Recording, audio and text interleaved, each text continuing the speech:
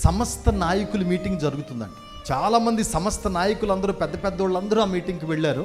అందులో యేసన్న గారిని కూడా పిలిచారు. యేసన్న గారికి అక్కడ ఒక పాట ఇచ్చారంట. పాడుతూ ఉంటే జపాన్ దేశం నుంచి ఒక సమస్త నాయకుడు వచ్చాడంట.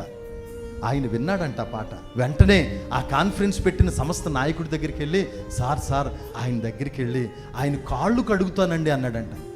సార్ ఆయన ఒప్పుకుంటాడో లేదో.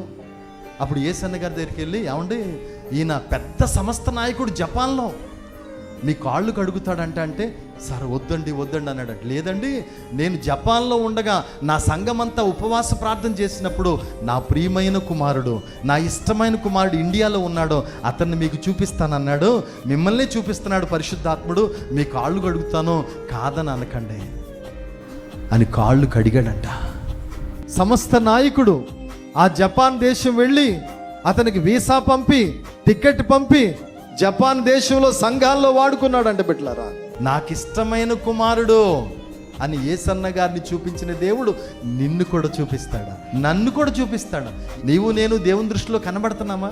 గిన్నె నిండి పొర్లిపోవాలి, అలా భక్తి చేయాలి.